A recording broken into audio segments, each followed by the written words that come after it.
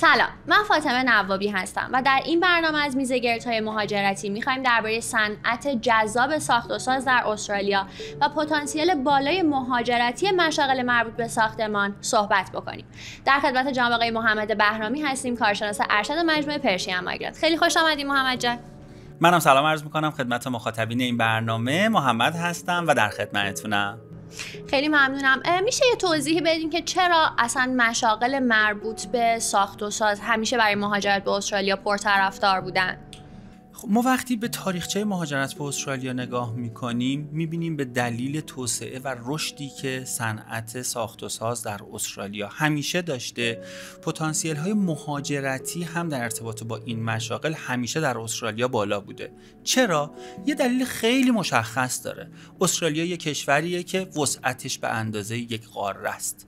این کشور حول و حوش 27 میلیون نفر جمعیت داره و شعارش رسیدن به تارگت استرالیایی 50 میلیون نفریه. خب شاخصهای اقتصادی، اجتماعی و رفاهی هم در استرالیا در سطح بسیار بالاییه. حالا در نظر بگیرید یک کشوری تقریباً داره پلن‌های جمعیتیش رو به 2 برابر میزان حال حاضرش میرسونه. این جمعیت مسکن میخواد، پروژه‌های اداری میخواد، ساختمان‌های اداری منظورم ساختمان تجاری میخواد، ورزشگاه میخواد، زیرساخت میخواد. همه اینها باعث میشه که ما در استرالیا شاهد رشد و نموی باشیم که شاید در کمتر کشوری در حیطه ساخت و ساز بمونیم، چون این پتانسیل رو به رشد هنوز خیلی کار داره تا به حد اشباع خودش برسه که خب این خودش رو در مسیر مهاجرت به این کشور هم نشون میده. این پتانسیل منظورمه به خاطر اینکه مشاغلی هم که تو این حیطه هستن طبیعتا میتونن از پتانسیل های بالای بهره مند باشن. برای اینکه یه مقداری این قضیه برامون ملموس تر بشه اجازه بدید در ارتباط با سیدنی استرالیا یه مثالی خدمتتون بزنم که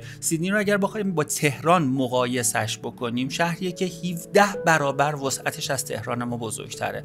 خب این 17 برابر با جمعیت کمتر شما در نظر بگیرید چه میزان هنوز پروژه های عمرانی هم میتونه وجود داشته باشه در استرالیا، سیدنی یا هر شهر دیگری که خب کلی شغل رو بتونه به خودش جذب بکنه و درآمدزایی و سایر موارد دیگر رو داشته باشه. یه مثال دیگه، ما تو پرشین مایگرانت تو طی همه این سالها خیلی از کلاینت هامون در مسیر ویزاهایی مثل جاب آفر، مثلا ویزای 482 بودن، داشتن با یک کارفرمایی مذاکره می‌کردن که از طریق اسپانسر این کارفرما برن استرالیا. در حین این مسیر زودتر ویزای اسکیل ورکرشون، مثلا ویزای 190 شون صادر شد، اصلا پلن مهاجرتیشون عوض شد که این نشان از این پتانسیل بالا داره.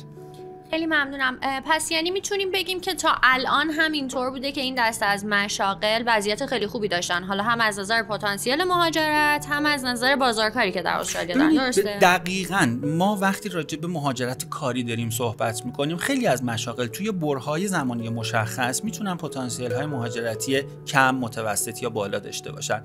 اما وقتی گذشته، حال و آینده مهاجرت به استرالیا رو داریم رصد میکنیم، میبینیم که مشاغل ساخت و ساز، حالا عمران، معماری و طیف‌های وابسته به اینها همیشه تو صدر این نیازه بودن. چرا؟ چون نیازش تو استرالیا نیاز زیادیه و جامعه استرالیا، کشور استرالیا نیاز به نیروهای کار ماهر توی این زمینه‌ها و این حیطه‌ها داره. چه فاکتورایی باعث میشه که این صنعت توی استرالیا چشم‌انداز مثبتی داشته باشه؟ خب ما وقتی راجع به چشم انداز میخوایم صحبت بکنیم، به قبل تر از اون باید فکت‌های موجود رو بررسی بکنیم. خب استرالیا یک کشوریه که خدمتتون عرض کردم 27 میلیون نفر جمعیت داره.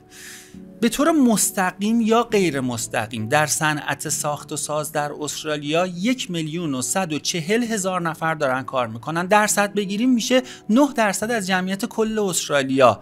این صنعت جزو 5 صنعت مهم و درآمدزا در استرالیا است و سهم بسیار زیادی در GDP یا تولید ناخالص داخلی استرالیا داره. خب به نوعی ما وقتی شاخصهای اقتصادی کشورها رو بخوایم مورد بررسی قرار بدیم، یکی از موتورهای محرک و شاخصهای مثبت اقتصاد هر کشور سرمایه‌گذاری و پتانسیل‌های اون کشور در حیطه‌های ساختمانیه که خب این در استرالیا همیشه در بالاترین لول بوده. اما این فاکتورها رو اجازه بدید با هم دسته‌بندی بکنیم ببینیم به چه شکل و به چه صورته. فاکتور اول رشد جمعیت و نیاز این جمعیت به مسکنه. با هم صحبت کردیم می‌خوایم به یه جمعیت بالای 2 برابر از حد حاضر استرالیا برسیم که خب این جمعیت نیاز به مسکن داره، نیاز به مغازه داره، نیاز به پاساژ داره، نیاز به ورزشگاه داره، بیمارستان داره، زیرساخت داره و سایر موارد دیگه. فاکتور دومش که خیلی جالبه توسعه استرالیا، توسعه دولت استرالیا و تمرکز دولت استرالیا رو پروژه‌های زیرساختیه. ما وقتی راجع به اینفراستراکچر یک کشور یا ساختار زیرساختی یک سری پروژه‌ها در این کشور صحبت می‌کنیم، میرسیم به ورزشگاه، به ریل‌های راه آهن، به فرودگاه، به شهرهای جدید و خیلی از موارد دیگری که توسعه این زیرساخت‌ها تو استرالیا با حمایتی خیلی قوی از دولت، با سرمایه‌گذاری‌های خیلی جذاب از طرف دولت داره دنبال میشه. به طور مثال بریزبین میزبان المپیک 2032 استرالیا است. خب شما ببینید چقدر ساخت و ساز برای هر برگزاری المپیک داره اتفاق میفته که ما تو این حوزه بتونیم در حقیقت مشاغل مختلف و جذابی رو داشته باشیم. پس فاکتور دوم ما میتونه تمرکز دولت استرالیا بر پروژه‌های زیرساختیش باشه که اتفاقا مشاغلی که میرن تو حوزه در حقیقت توسعه زیرساخت، افرادی که در مشاغل توسعه زیرساخت مشغول به فعالیت میشن، مشاغلشون معمولا بلند مدت تره. چرا؟ مدت زمان این پروژه ها معمولا مدت زمان طولانی تریه و به یک نوعی میتونیم بگیم امنیت شغلی بیشتری رو افراد تو این حوزه و زمینه دارن.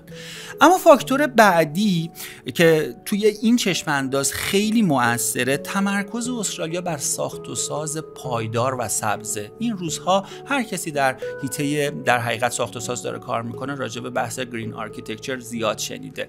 استرالیا کشور پیشرویه تو این قضیه.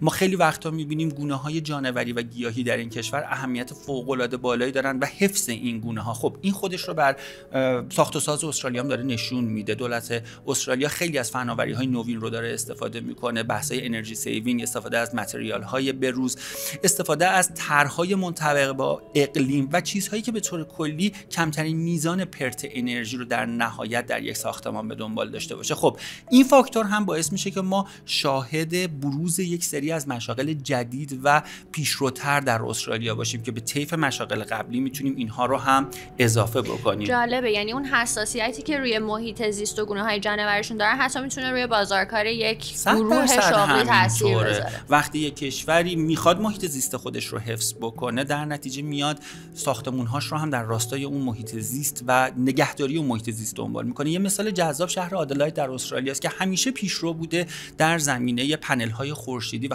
خیلی بیزینس تو این قضیه بوده.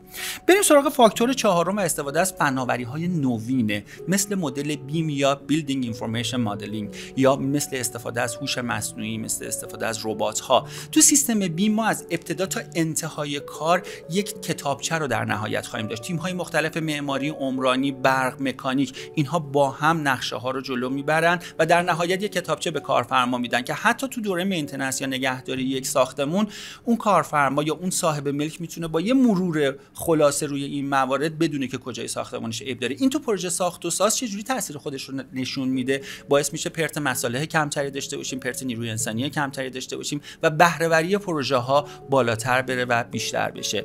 اما فاکتور پنجم، فقدان و کمبود نیروی کاری که استرالیا تو این حوزه داره.